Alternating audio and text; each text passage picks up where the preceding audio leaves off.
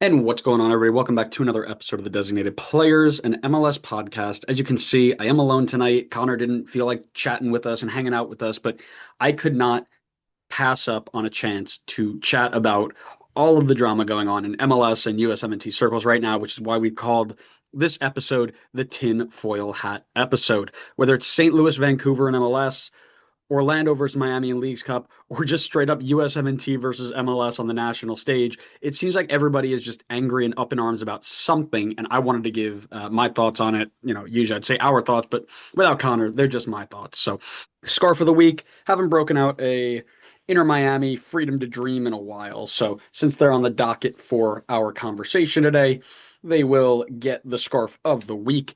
But we're going to start really quick in Vancouver. This is going to be a quick one. I'm just going to share kind of what happened and my thoughts on it and what it kind of means. And it should go quickly because Connor's not here. So let's start in MLS with Vancouver versus St. Louis because this result turned sour at the result of a poor refereeing choice or four.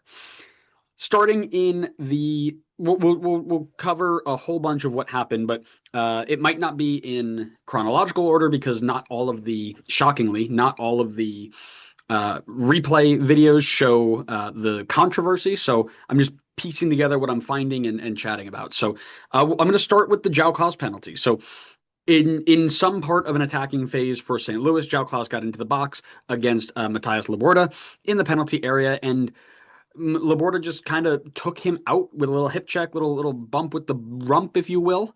And it seemed to everybody and their brother that this was a stone cold penalty, right? And it was not given. Okay. We played on. It seemed that the referee had set a threshold very, very high for penalties. And then it was clear that that was not the case. Because later on in that match, a ball was served in from the right corner for Vancouver. Vancouver was attacking the set piece. You see Chris Durkin backing up, jumping for a header, and then having it sail over his head. Missed the header. Lands on the ground, momentum taking him backwards, back up, back up, back up. Thomas Muller running across the other side of him.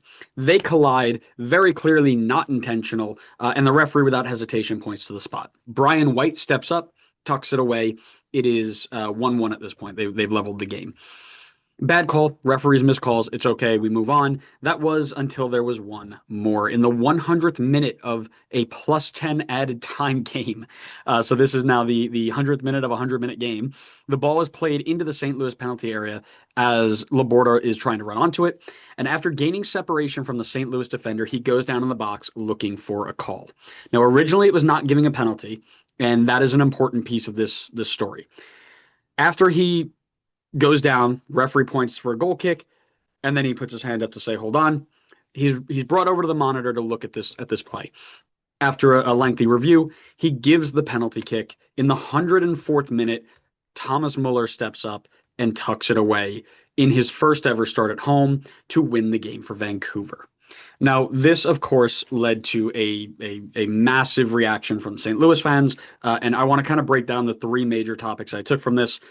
Is it a penalty or is it not a penalty? The idea that the refs are creating storylines, or MLS is telling the refs to create storylines to sell a narrative of some sort, and what that means going forward, right? So let's start penalty or no penalty. I watched this video back, what had to be 35, 40 times, just looking at it, and it felt like every single time I looked at this play, there was a different view that was like, oh, maybe not. Oh, maybe not.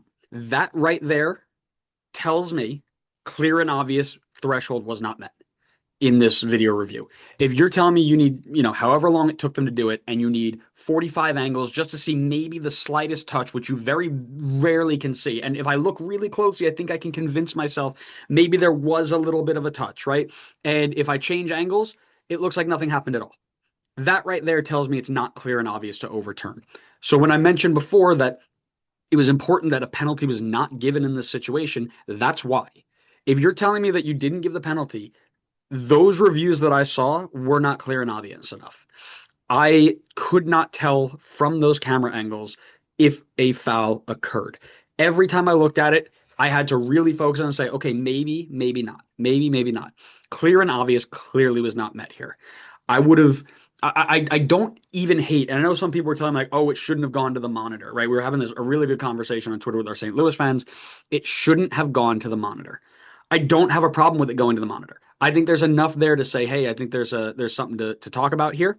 But I mean, this goes for all of MLS, by the way, but just specifically in this game, or rather in this league specifically, because the threshold is clear and obvious.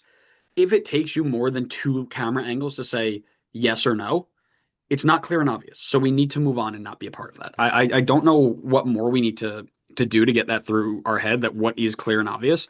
But taking as long as it does for some people to do a clear and obvious review, evidently he went down in the 100th minute. They didn't take the spot kick till the 104th. So that's long enough to tell me it wasn't clear and obvious. That being said, I don't mind that it went to the camera. I think the referee needs to have a little bit more confidence in his decision. I can understand why they brought it to review. I don't think that the referee could sit there and say very clearly there was a foul there. And for that reason, I don't think it should have gone to a penalty. Plain and simple. Okay. So then let's chat about this idea that we're coming up from many people, not just St. Louis fans or whatever, but this idea that MLS is actively trying to rig games so that they can make a storyline happen. And this is where St. Louis fans lose me. And I love all of you guys. You guys have been so good to us as a podcast, but also as friends, right? People that we've interacted with and worked with. The idea that MLS is curating games to try and get narratives is so far of a stretch. I don't believe it. What I would much easier buy into is the idea that MLS refereeing is at a very low standard. You could sell me that all day and three times on Sunday because it's true. The standard of MLS referees, because we don't have new referees coming through the pipeline, we don't see new faces every week. They're getting the same old, reaction. The game is getting quicker while they are not getting quicker. The standard of refereeing, for whatever reason, is dropping. So we're seeing an increase in missed calls. We're seeing an increase in bad decisions or slow decisions or whatever it may be. But to go out on the limb and say that MLS is doing this intentionally to create a storyline, I think is a bridge too far for me and should be a bridge too far for a lot of people. And I understand in the moment being furious at refereeing decisions. I've done it myself. Anybody who follows us on Twitter has seen me crash out over Red Bull games all the time. And referees are terrible, and it blows my mind how bad they can be. No disagreement at all. But to say that it's intentional just to get a certain storyline, I think is ridiculous. I do want to remind people that Thomas Muller actually scored a goal in his first ever appearance, and it was brought back for a marginal offside call. I mean, marginal. If they wanted to curate something that was going to be a storyline, it wouldn't have been his first start on a penalty in the 105th minute. It would have been the banger volley that he scored from 25 yards out in his first ever appearance. That's the story. Right now, nobody's talking about the story. We're talking about the play leading up to the story. So the idea that this has been done something, or this is something that has been done rather for a quick click or engagement, just because MLS wants eyes and engagement numbers and whatever, I think is a little ridiculous.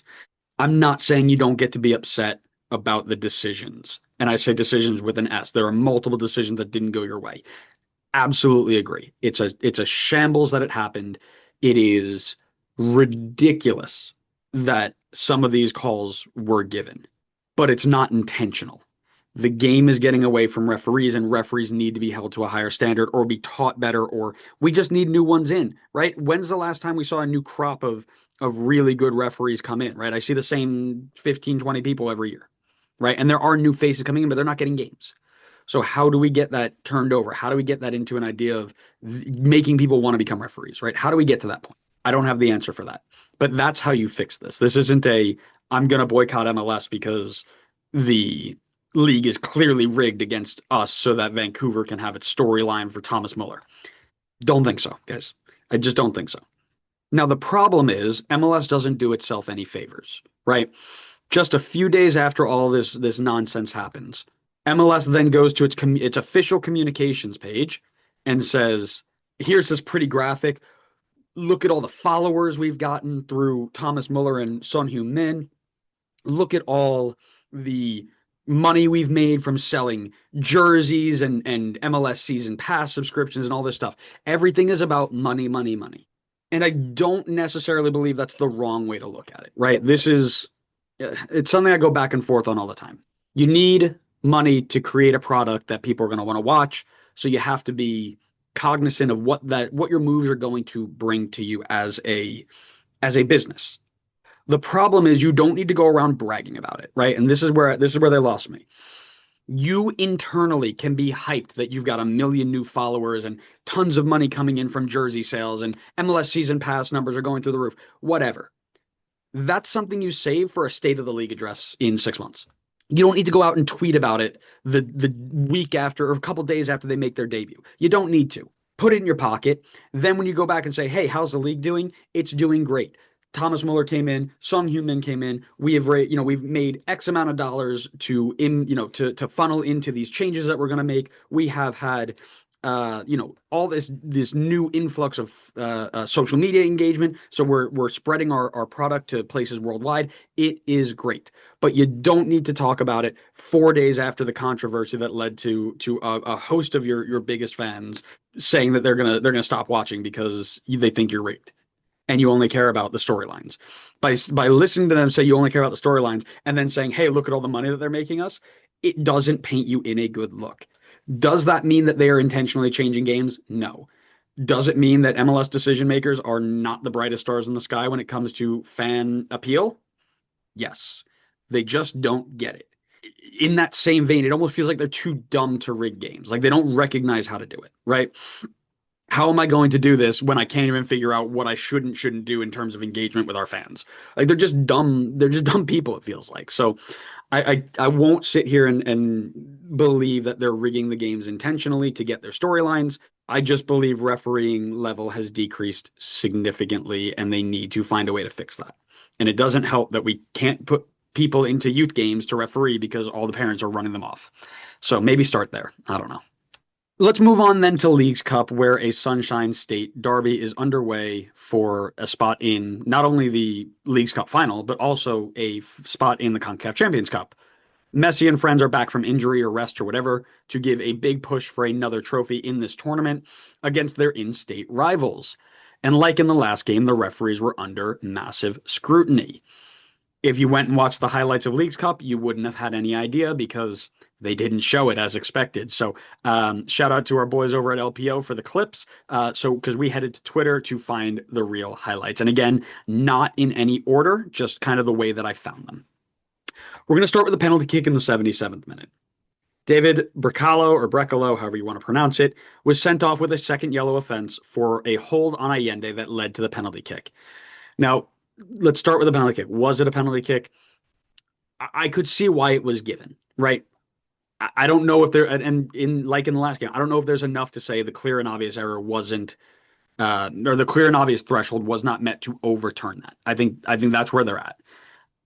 I see Allende go up.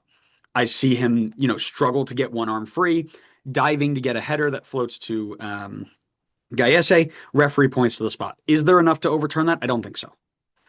Do I think it's a yellow? I don't think it's a yellow either. To be fair, I think it's a harsh yellow. But the problem is the yellow before that was even more harsh, right? Brecalo is running with Rodrigo de Paul down the line or down the center of the field, and he's putting his arm up to feel behind him to make sure he's got space to shield the ball or whatever he was planning on doing. And Rodrigo de Paul puts his hands to his face and falls to the ground. Upon easy replay, it was very clear there was no contact ever made. Referee was duped, gave Brecalo a yellow. Down in the 77th minute, Brecalo holds on to Allende, given another soft yellow, and sent off. Then I think this might have happened a little bit before that play, but Ivan Angulo's on the ball on the left side of the field. He's going up against Sergio Busquets, cuts in on his right foot inside the box. Busquets very clearly impedes his process, takes down Angulo, fouls him, and the referee doesn't give a penalty. I don't know what they were seeing or why this wasn't brought to review. I give this as a foul every day and twice on Leagues Cup semifinal day. I mean, it was, to me, very clear and obvious. Again, I don't know what the VAR is doing here, but the ref didn't give it. We played on. The last questionable challenge is the two-footed Ian Frey challenge, right? And again, it's Ivan Angulo. He's always in the middle of this sort of stuff. Clearly, his pace was causing tons of problem, but Ian Frey is tracking him down. and he sends this two-footed jumping stud showing challenge to try and win the ball back. He doesn't make any contact with Angulo, and he does win the ball. But for me, if I'm a referee, I see a reckless challenge that endangers the safety of an opponent if he makes contact. At the very least, it's a foul and it's a yellow. If he made contact and went through Angulo, it's a red. But at the very least, because it's reckless and dangerous, it's at the very minimum a yellow. But the fact that there was no call for even a foul here is crazy to me. So then again, this brought up these ideas of, oh, the game is rigged for Messi and they need Messi in finals to drive eyeballs and all this sort of stuff. Again, you're not going to get me to buy in on that. You're just not. Again, I think it's much more common that referee standards have dropped significantly. I think it's also important to note that the referee in that game against there was not an MLS referee, right? To me, based off of quick research, and I might be wrong here, it seems like he's from the Guatemalan League. Why he's reffing in Leagues Cup, I have no idea, but that's what my quick research does here, and maybe their standard is just as low as ours, right? To say that it's Messi League soccer and they're rigging the game for Messi, I don't buy it, right? I don't buy the idea that it's intentionally being done. I think it's much more likely that referees are getting things wrong. And I know people are going to point and say, oh, well, how can you have this happen in one area and this happen in the other and this happen here? And like it's all lying out there right there. I think people are so desperate to see controversy and something to talk about when it comes to insanity like this that they will believe it more easily than understanding that that's not actually the case, right? The way if Connor were here, we'd be talking about this is in probability, right? Every event in the history of the world has a probability of happening. Something over one over something, right? If you were trying to figure out what the probability that all of this stuff would happen in, this sequence of time, the probability is never zero. You cannot get to a probability of zero. There's always a chance it will happen. So in my brain, I'm sitting here thinking, yeah, it's rare. I don't understand why it's all happening, but I don't believe that it's impossible that it could happen just because all the referees are bad, because we know MLS refereeing and CONCACAF refereeing. I mean, guys, come on. Watch CONCACAF Champions Cup. What are we talking about here? How many times do I say you just got CONCACAF because the referees have no idea what they're doing? It's not rigged. They all just suck. Now, again, the problem is MLS doesn't do itself any favors because they're not smart. Go to their page and look up their reaction posts to when Inter Miami is playing versus when Seattle Sounders is playing. Marco Pasalic, 14 goals across all competitions. This one meant more. Clapping emoji. Messi buries PK. Orlando are down to 10 men. We're level in the League Cup semis. And then, oh my Messi, all in caps. Messi might have just won it. Wow, wow, wow, wow, wow. And then a bunch of letters that they cannot, that just show that they're freaking out over the fact that Messi scored again. Game over. Miami are headed to the Leagues Cup final. Okay, they're freaking out over Lionel Messi. Then you go to Seattle. It is Sounders secure their spot in the Leagues Cup final. Check mark.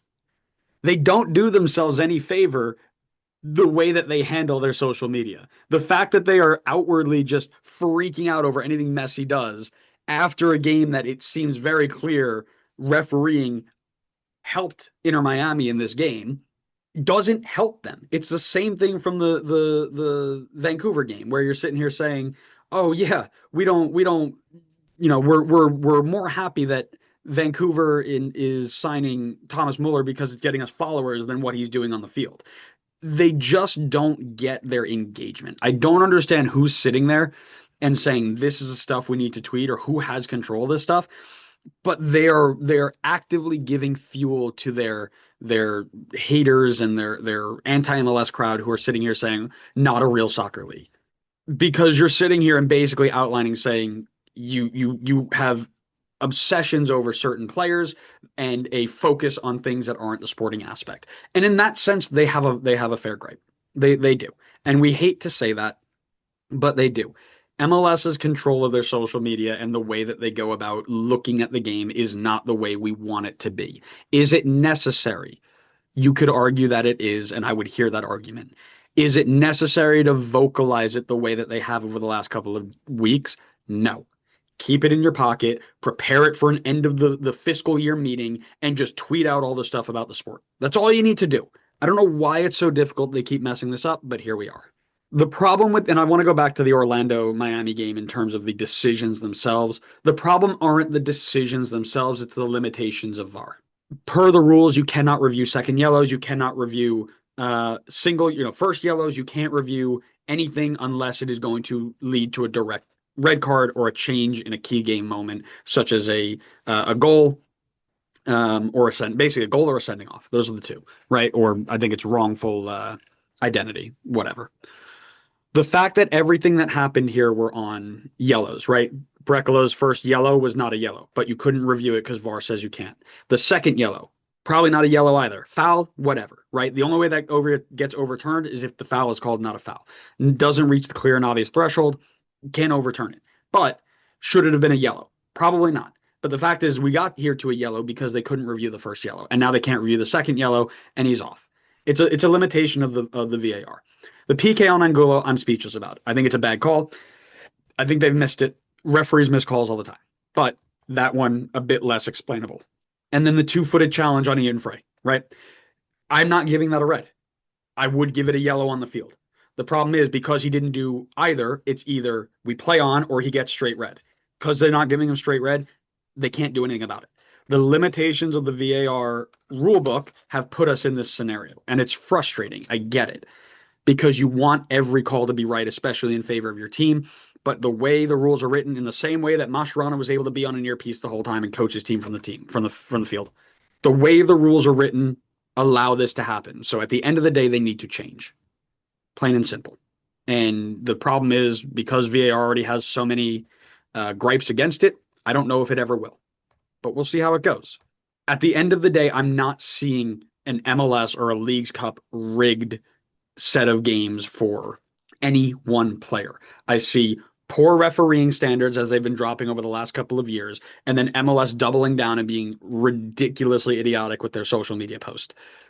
Those two things are very bad separately. And then you put them together, and it's very easy to draw this conclusion. But the difficulty that would come from having to, in the moment, make decisions that are going to alter games like that, I don't believe is happening because it just sounds ridiculous. You would feel like somebody who left refereeing at some point would have come out and said, "Yeah, this is ridiculous. Don't do that." Right? Tons of referees have retired out of MLS. If it was the case that these calls were being changed for individual teams or players, somebody would have gone on a no face altered voice interview and said, yeah, it's very clear that this is happening and we need to stop it, right? But I don't know. You just can't get me on taking games and making them in favor of one player or one team. Can't do it. In the same way, you cannot tell me that USMNT Twitter is not, if not the most crazy, also the most fun at any given time. We're going to wrap up our episode with the tinfoiliest of tinfoil hat conspiracies. The USMNT has called in a camp for their friendlies against South Korea and Japan. And there are a few exciting names in the mix. The return of some much needed players. And then there were some shocking ones that you wouldn't expect to be there. We're going to get a look at Noah Kai Banks for the first time in USMNT shirts, which is exciting. Jonathan Klinsmann is being called in, which I think is exciting as well. He's had a pretty good year overseas. Tristan Blackman gets a call up. Alex Sendejas is back in the mix. Pulisic's come home. Tim Weah, Josh Sargent, Tim Ream, right? Then you got some other question marks, right? Why is Son Zawatsky here? Why is Nathan Harriel here, right? There are a couple of people here who are question marks, right? And then you see the people who they left out. Weston McKennie, Yunus Musa, Joe Scally, Haji Wright, a ton of other players who are expected to be a part of this World Cup are not here. And that, of course, set Twitter ablaze. People were screaming about this ghost MLS quota that has to exist. They started questioning Poch as a manager, and we even went so far as to get USMNT accounts saying that Triple G was a better choice than Poch to go into 2026. After I've hooked that entire thing into my veins, I've come down from my excitement, and we're going to go through it one by one really quickly here and talk about each and every one of these. Okay, so let's start with the MLS quota. This idea that after somebody, and I still don't know which book this was, but somebody in a book made a comment about Jurgen Klinsmann. And I still can't find out where this book is, but this image keeps circling around of mentality, right? And somebody, I believe it looks like a book on Johan Cruyff. And he basically sit there saying Jurgen Klinsmann, coach of the national team since 2011, often couldn't select the best possible team because he was obliged to include someone from each franchise. He couldn't take four players from one club, for example, because every franchise contributes to the national budget. They need to each be able to present an international to their own fans. I don't know whether that's still the case, but I do know that it's very restrictive if you're a coach and something that would delay the national side's development by a year to come. This keeps floating around as something from over a decade ago now. I don't know how to wrap my head around the idea that somebody thinks that MLS is controlling the national team after we just saw a team of entirely European-based players crash out of the Gold Cup. Terribly crash out of the Gold Cup, by the way. There is and let's take this back a step further. We then had the blame of, oh yeah, it was a full team of European-based players, but it was under an MLS coach. So that was the reason, right? Pochettino then took this entire group of European-based national team players and finished fourth in the Gold Cup. Was it the Gold Cup? Sorry, the Nations League. In the Nations League. Finished fourth in the Nations League. Couldn't even get to the third place game of the Nations League. He then lost four in a row, all with different sorts of players, and took a USMNT team full of mainly MLS players to the Gold Cup final. Lost to Mexico 2-1, but took it to the Gold Cup final. What this manager is doing is he's come into a group that underperformed at a World Cup, that underperformed at a Nations League, that underperformed at a Copa America, all with players that were told to be the best of the best and the golden generation, whatever you want to label them as. He saw this and said, you guys aren't good enough. You're entitled. You're whatever you want to call it. But he looked at this group and said, it's not good enough. I need to find out what's next. So now he's going back to MLS and saying, let's figure out what's in MLS. Because quite clearly, the players who are overseas are not cutting it. Crashed out of Copa America, crashed out at the Nations League. Under two coaches, same group of players against very, very low level competition for relative to what a World Cup will bring. So the idea that MLS is making him do this is showing elite lack of ball knowledge from, the same people you expect not to have this ball knowledge, right? As a coach, you need, especially as a national team coach, you need to figure out what your best group is, not your best 11, not your best 11 individuals. Who is the best team to get the results done? If you're not calling in players like Josh Sargent consistently, or Tanner Tessman consistently, or Weston McKennie consistently, or Yunus Musa, or whoever, it's because you either know who they are, or you don't trust them and you need to find out if you can take somebody else, who's it going to be, right? And Poch came out to say as much. He said, this is our last camp to figure out who can do the job. This is our last camp to figure out anybody who is on our short list to make the 26-man roster of the World Cup. Bar none. Now, that didn't register with half the people who are on Twitter blowing up, over this decision.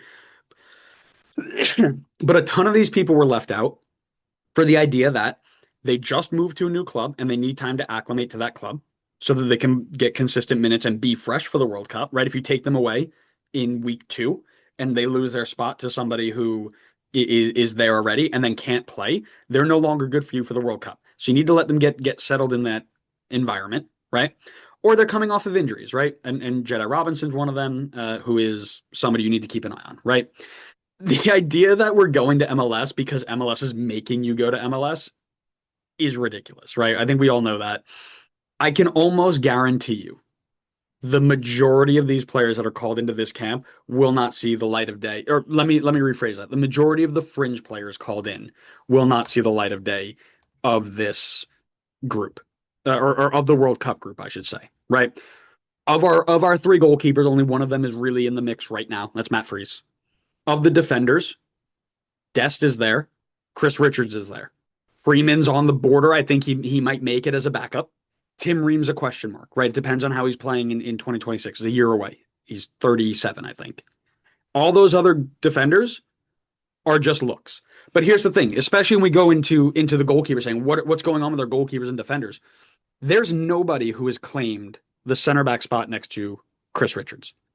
Nobody. Tim Ream hasn't really locked it down yet. Carter Vickers hasn't locked it down. McKenzie hasn't locked it down. There's nobody who I've put back there. I say I as if I'm the coach. Nobody I have seen put back there who would make me feel confident in being there, right? So you do have to try other people to figure that out because right now just saying, "Oh, you play in Europe, you'll be fine," won't get it done, right? They didn't do it when Greg was in charge. They didn't do it when Poch is in charge. So he has to find somebody he can trust. Are any of these players going to be those players? I doubt it, right? Nathan Harriel, I don't know why he's here. Very, very clearly above his element. Don't know why he's here. But he's probably the fifth or sixth guy down when everybody else was said, yeah, you can't go because we need you in camp. Whatever. Midfielders, Tyler Adams will be there. Everybody else is on the fringe, right? I think Sebastian Berhalter has a shot as a backup center mid, but it's a long shot. Luca De La Torre, maybe, right? I think with Musa kind of falling out of favor, he might be a choice. Diego Luna's got an option. Jack McGlynn's got an option. They all played well in the Gold Cup, and we'll see what they can do in this thing. Sean Zawatsky, I don't think so. Not a shot. But you don't know what he's going to give you. Put him in the team and see what he can do. And then your attackers, almost all of these attackers, I can almost feel confident in having a pretty good shot of being there. Pulisic, obvious. Tim Weah, I'd say is pretty obvious at this point. Josh Sargent, I don't know based off of Poch's desire, but Josh Sargent, if he continues to play the way he is for Norwich, I think it'd be sacrilegious not to bring him. And then Damian Downs, who looked okay at the Gold Cup. We'll see what he can do. Again, this is a proving camp. Zendejas as well. He's playing well for Club America. We'll see how that works, right? I don't know how we look at this where the majority, there's not a single attacker out of MLS. The goalkeepers, two of the three are MLS goalkeepers. And again, that's just to rotate through. I don't think we need to see goalkeepers much anymore. I think we kind of know what we've got. I would have liked to see, instead of Celentano, I would have liked to see Stefan get a shot now that he's back, but okay. Defenders, one, two, three of them, three of the seven are away. But again, that's because teams are needing to keep their players to get started in the league. And then yeah, you've got one European midfielder, right? I don't think that he's brought these players because Don Garber woke up and said, "This is what you need to do, otherwise you're gone." Don Garber doesn't control that.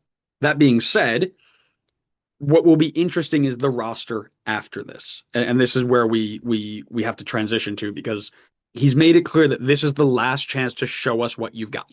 If you're on the bubble, this is your chance to say you deserve to be in the next team, right? If you don't perform, you're gone. Plain and simple. You're not there. If he does this again in the next camp, whatever that next camp may be, I don't quite remember, it might be in October, then we panic. Then we say, okay, this guy doesn't quite know what he's coming into. But I think he made a comment. He's got a short list of 60 players, 65 players that he's watching every day to say, are you at the level? Some of those players he already knows, right? I think he mentioned it. Wes McKennie, he knows. He doesn't need to see Wes McKennie again. He needs to see who's behind Wes McKennie, right? I'm sure Haji Wright and Joe Scally are in that same group, right? He knows what Joe Scally is going to give him at right back. Great. What is Max Arfson and Alex Freeman going to give you? Again, against different competition. Because Max Arfson, as we've talked about, very good going forward.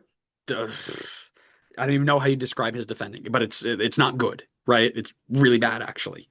Alex Freeman, on the other hand, is somebody who's got a really high ceiling. Is he ready for this next step? We need to see it, right? But people freaking out over the fact that this is a USMNT quota because half the guys need to stay with their club team to get acclimated and the other half are hurt are ridiculous, right? And then people are asking, is Poch the right guy or should we go on to Triple G? First off, I love it, right? I love the fact that we're going full circle and saying that we need Triple G going and being a part of this. It makes me so happy because we were saying this all along. It's not about the manager, it's about the players, right? I don't think Greg does a better job with this group. I like making the joke about it, but at the end of the day, we've talked about it. There are players in the group that are above Greg's ability to coach. Plain and simple. The idea that he would have done better just because he called more Europeans in is not the case, right? I think Poch gets the best out of the group, but he needs to figure out what the next not the first 11, but what the second 11 is, and then who he's going to take from there. So it'll be interesting to see how that goes. But I want to finish just with the idea of why this is so ridiculous. The MLS versus Euro player, dogma, stigma, whatever, is so ridiculous. And it's going to focus on something we talked about, or I tweeted about, where George Campbell, a center back who was generally a good center back in MLS, never had a peep from Eurosnob USMNT Twitter, right? Never wanted him called in, never wanted to see what he could do. He has moved to West Brom and has played 3 games, 3 total games in the last 2 weeks. And all of a sudden, everybody's like, this is mental. How has he not been called in? He should have been given a shot. He's been in Europe for a month. And people are like, oh, he needed to be called in. Poch has no idea what he's doing. Why is he calling Tristan Blackman? There is a reason why nobody with half a brain takes USMNT Twitter seriously, and it's because of this stuff right here, right? Why are we sitting here complaining about somebody who was in MLS a month ago, now suddenly being a criminal that it's not being called up? It just blows my mind. But again, it is MLS versus USMNT, and I don't think I could buy into the idea that you are going to make the USMNT from MLS players, because again, we've tried the whole Euro thing and they didn't do so well. So we got to find who's next. But that's just me. Let me know what you think in the comments. Yeah, this was just a solo one. I wanted to riff on this sort of stuff because I thought it was really, really funny to kind of watch Twitter explode over the last couple of days. And we had a couple of episodes get canceled, and now we are all kind of doing some traveling as well. So wanted to get this in and up for you guys before all that hits. But thank you so much for watching. We hope you enjoyed it. Make sure you leave a comment and share your thoughts. We're going to do question of the week next week when Connor comes back, because it's about, conversing over it. I don't want to just talk about it myself, but we'll do question of the week next week. Thanks so much for being here. We hope you enjoyed it. We'll see you next time on the next episode of the Designated Players and MLS podcast. See ya.